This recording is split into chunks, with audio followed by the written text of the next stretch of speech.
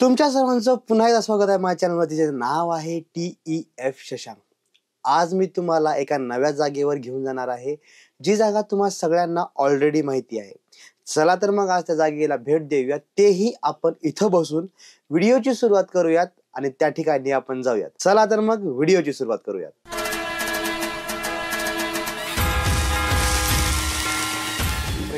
तर मित्रांनो, आज आपण जाणार आहोत त्या गावाचं नाव आहे नाशिक। नाशिक हे गाव तुम्हा सगळ्यांना माहिती, 12 ज्योतिर्लिंगापैकी एक ज्योतिर्लिंग आपल्याला नाशिकमध्ये पाहायला मिळतो। नाशिक हे गाव खूप जुनं गाव आहे। या गावाचा इतिहास बघायला गेला तर या गावाचे संबंध आपल्याला महाभारतापासून ते रामायण काळापर्यंत याचे आपल्याला संबंध मिळतात।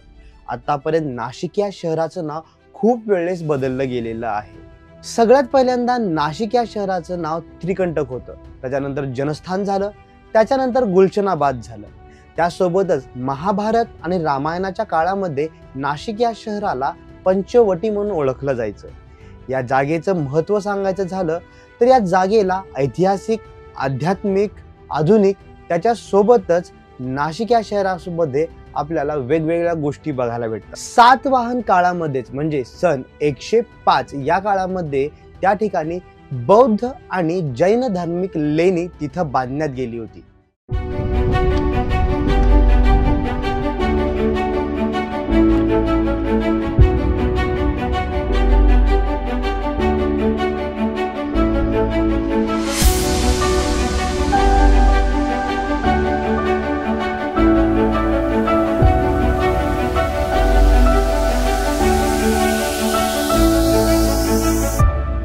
त्यानंतर पुढचा कालखंड बघायचा झाला तर पुढच्या कालखंडामध्ये म्हणजे 1615 मध्ये मुघलांनी गुलशनाबाद म्हणजे जे की आजचं नाशिक म्हणून ओळखलं जातं त्या गावाला त्यांनी स्वतःच्या ताब्यात घेतलं। 1634 ते 1636 या कालखंडामध्ये शहाजी राजांनी शहर ते आपल्या पुन्हा ताब्यात घेतलं होतं। नाशिक शहराला आपल्या ताब्यात घेतल्यानंतर सुद्धा नंतर ते शहर पुन्हा एकदा मोगलांच्याच अधिपत्याखाली गेलं। त्यानंतर 1673 ते 1685 मध्ये जाधवराव यांनी आणि सिद्दी यांनी मोगलांविरुद्ध खूप मोठा बंड केला आणि त्या बंडामधून नाशिक शहराला त्यांनी मोगलांच्या ताब्यातून सोडवून मराठ्यांच्या राज्यामध्ये सामील केले।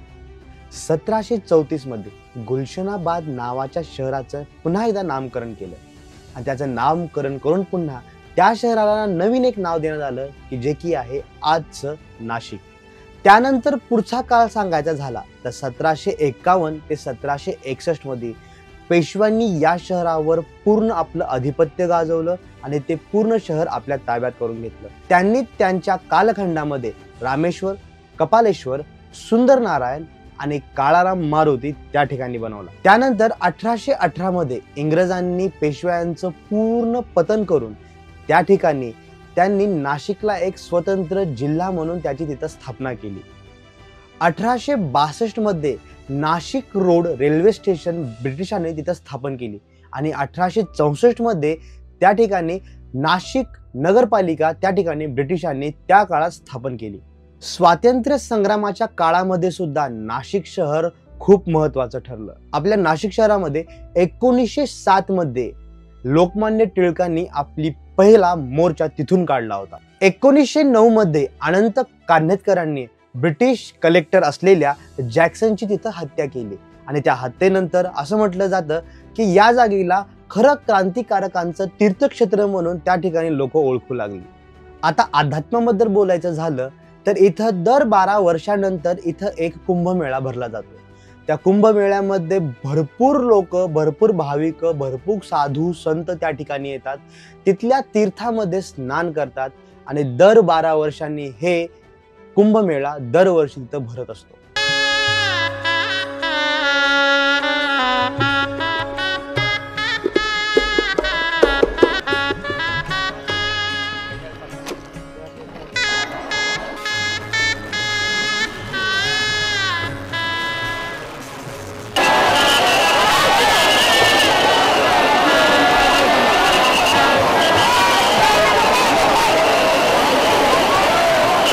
आता या सगळ्या झाल्या त्याच्या पार्श्वभागातल्या, त्याच्या इतिहासातल्या गोष्टी. आताच्या काळामध्ये नाशिक हे शहर खरं म्हणजे वाईन उत्पादनासाठी खूप प्रसिद्ध आहे. नाशिकमध्ये बनवली गेलेली वाईन ही जगभर प्रसिद्ध आहे.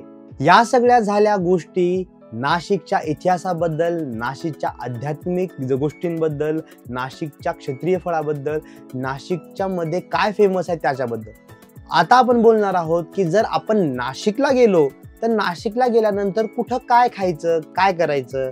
तर सगळ्यात पहिली गोष्ट, नाशिकला सगळ्यात जास्त फेमस असलेली, सगळ्यात जास्त प्रसिद्ध असलेली गोष्ट म्हणजे नाशिकचा मिसळपाव.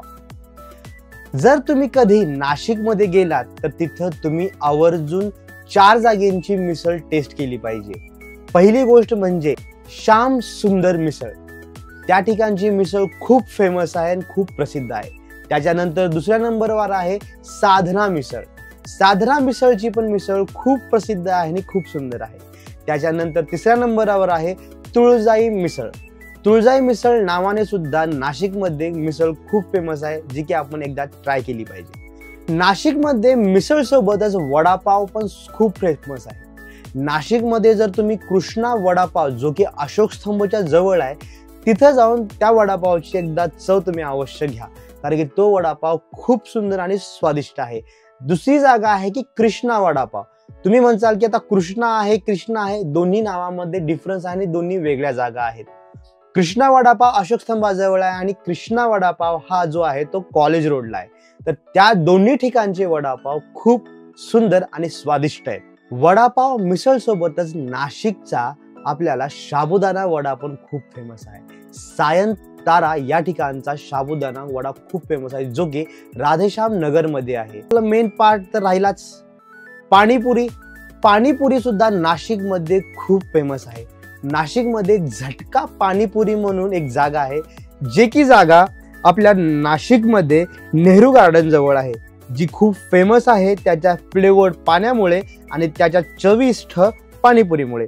आज आपण आजच्या या व्हिडिओमध्ये इथं बसल्या बसल्या नाशिकची एक छोटीशी टूर घेऊन आलो, ज्याच्यामध्ये मी तुम्हाला नाशिकचा इतिहास सांगायचा प्रयत्न केला, नाशिकमध्ये काय फेमस आहे ते सांगायचा प्रयत्न केला आणि नाशिक शहर कधीपासून अस्तित्वात आहे आणि काय महत्त्वाचं नाशिक शहरामध्ये बघण्यासारखं आहे ते सगळं सांगण्याचा प्रयत्न मी आजच्या व्हिडिओमध्ये तुम्हाला केलेला आहे. तर तुम्हाला आजचा माझा हा व्हिडिओ इन्फॉर्मेटिव्ह वाटला का आणि आजच्या व्हिडिओमधून तुम्हाला काही आवडलं असेल तर व्हिडिओला लाईक करा, चॅनलला सबस्क्राईब करा आणि तुमच्या मित्रांना शेअर करायचं विसरू नका. आणि एखादी कुठली गोष्ट जर तुम्हाला वाटते की मी त्या गोष्टीवर बोलावं आणि कुठल्या गोष्टीला एक्सप्लोर करावं, तर तुम्ही माझ्या कमेंटमध्ये सांगू शकता की ती कुठली गोष्ट आहे की ज्या गोष्टीला मी एक्सप्लोर करावं आणि ज्या गोष्टीबद्दलची माहिती मी तुमच्यापर्यंत पोहोचवावी. चला तर मग भेटूयात नव्या व्हिडिओसोबत, नव्या माहितीसोबत, नव्या ठिकाणांसोबत आणि नव्या जागेंना एक्सप्लोर करण्यासोबत.